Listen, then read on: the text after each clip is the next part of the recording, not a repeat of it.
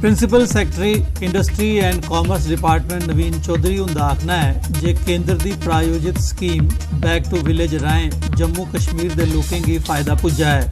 सांबा जिले की छजवाल पंचायत नवे पंचायत घर का उद्घाटन करते मौके उन्हें यह गल आखी।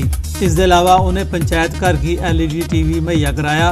उन्हें एक दिव्यांग की स्कूटी ते 3 छात्राएं की साइकिल दिते। इस मौके जिला अफसर भी मौजूद है। तरह से इस गांव को फ्यूचर में आगे बढ़ाया जा सकता है उसका जायजा ले। कहीं पानी कमी है, कहीं हेल्थ सेक्टर की कमी है, कहीं एजुकेशन की कमी है, उन सबको दूर करने की एक सार्थक कोशिश हो। उस सार्थक कोशिश के तहत आपने देखा कि 2 दिनों में ये गांव 100% इम्यूनाइज हो रहा है। बैक टू विलेज अभियान शुरू होने के 7वें ध्याड़े पुंछ जिले की 58 पंचायतें च ग्राम सभाएं का आयोजन किया गया। इन्हें सभाएं अधिकारियों लोगों की समस्याएं की सुनिया। इसके अलावा अधिकारियों आंगनवाड़ी सेंटरें, स्कूलें ते हैल्थ सेंटरें का भी मुआयना किया।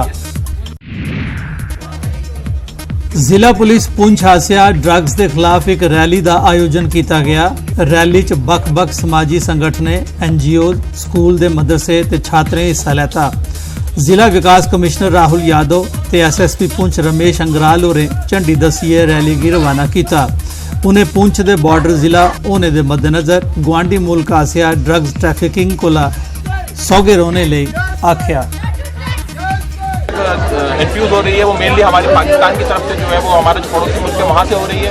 तो उसमें भी आपको जो है उनके बोलने की भी ज़रूरत है। और उसके साथ साथ अगर कहीं पे आपको कोई ऐसा इंसिडेंस पता चलता है जहाँ पर कोई ड्रग ट्रैफिकिंग हो रही है, जहाँ से जो है ड्रग की स्मगलिंग की जा रही है, तो आप उसके बारे में भी जल्द से जल्द पुलिस को जो है या फिर एडमिनिस्ट्रेशन को आप खबर दें ताकि डिस्ट्रिक्ट पुंछ में भी पुलिस और एडमिनिस्ट्रेशन, NGOs, स्कूल्स और सभी जो स्टेक होल्डर्स हैं उनकी तरफ से एक रैली का जो है वो आयोजन किया गया है। ये रैली जो है वो डिस्ट्रिक्ट पुलिस लाइन्स पुंछ से निकली है और पूरे बाजार से होते हुए यहाँ higher secondary school. International day against drug abuse के सिलसिले ITI रजौरी एक्साइज डिपार्टमेंट के सहयोग करने एक सेमीनार आयोजित किया गया।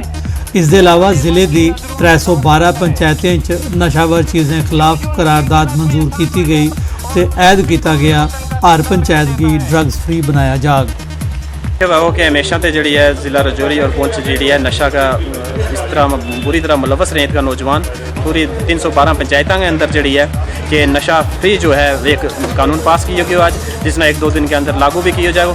इसके लिए हम DC साहब को बहुत ही मशकूर और ममनून है कि उन्होंने इतना बड़ा कदम लिया। और आज ज़िले की 312 जो कुल पंचायतें हैं उनमें रेजोल्यूशन पास किया जा रहा है कि पूरे ज़िले की हर पंचायत नशा मुक्त पंचायत बने। नशाखोरी के माड़े असर की उजागर करने ते एदे कोला बचे रहने वास्ते भद्रवाह पुलिस आसिया एक सेमीनार का आयोजन कराया गया। सेमीनार 11 सरकारी ते प्राइवेट स्कूलों के छात्रें ड्रग्स के माड़े असरात उपर लो पाई।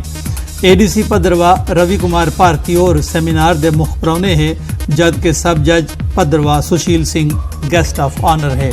एक हफ्ते का प्रोग्राम जो है चार्ट आउट किया था जो आज यहाँ पे एग्जाम जिसमें आज डिबेट कंपटीशन यहाँ पे हुआ। इसके पीछे रैलीज हुई, पैम्पलेट डिस्ट्रीब्यूशन हुई। तो मकसद एक ही है कि लोगों के बीच में अवेयरनेस पैदा करना मैंने इसके बारे में। और जम्मू कश्मीर कठुआ जिले के Lakhanpur international drugs abuse day के मौके पर एक रैली कढ़ी गई। रैली स्थानीय लोगों नशे के माड़े असर कोला लोगों की दूर रहने ताईं प्रेरित किया। इस मौके एडिशनल SP कठुआ रमनीश गुप्ता और नशाखोरी कोला दूर रहने ताईं आख्या। तो नशा मुक्त रैली कंपलैक्स तो लैके तो पुलिस थाने तक कढ़ाई गई है। ये बड़ी सराहनायोग है और बड़े मुबारक के पात्र हैं। ये जी रैली की है ये जो नौजवान साढ़े बच्चे नवी पीढ़ी आने वाले बच्चे उन्होंने ये समझ होएगी कि जोड़ा नशा पूरे भारत विच एक मौत के जरिए मौत का सदागर बन के वो आ रहा है। आज के डेट में एक बहुत बड़ी प्रॉब्लम बन चुकी है और काफ़ी युवा जो है इस गंदी आदत का शिकार हो चुका है।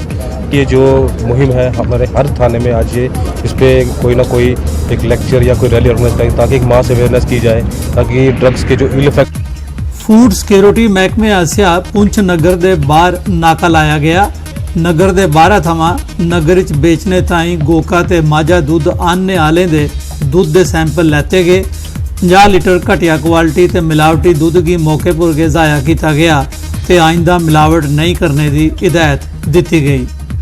एक मिल्क एडल्ट्रेशन चेक करने के लिए ड्राइव चलाई है, हफ्ते के लिए चलेगी और इसमें हमारे असिस्टेंट कमिश्नर फूड सेफ्टी के सुपरविजन में और कमिश्नर फूड सेफ्टी के हदायत से ये हम मिल्क की एडल्ट्रेशन चेक कर रहे हैं। तो उसी चीज़ को मद्देनज़र रखते हुए हमने आज यहाँ पे नाका लगाया हुआ है और इसमें मैं डिफरेंट जो हमारे गांव से लोग मिल्क लाते हैं, लोगों को यहाँ पे आके मार्केट में देते हैं, उसकी क्वालिटी इंश्योर करने के लिए हम यहाँ पे ऑन स्पॉट चेक। कठुआ जिले के जंगलोट ग्रां के लोग पीने के पानी की समस्या थमां परेशान हैं।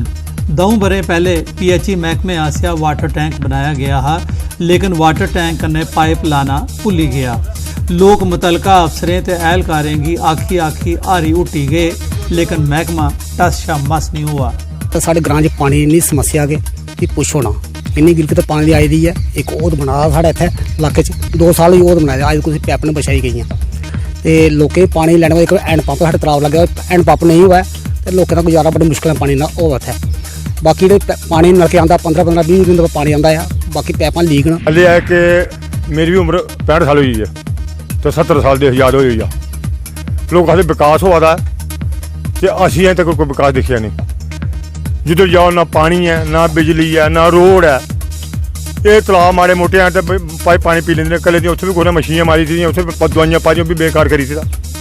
कोई पुछ नहीं, कोई मंग नहीं। पानी की बड़ी बड़ी समस्या साढ़े जंगलोट च कि ट्यूबवैल लैन 2-3 ट्यूबवैल साढ़े जंगलोट च, लेकिन पानी नहीं है। पानी नहीं आता, सिर्फ एक मुलाजिम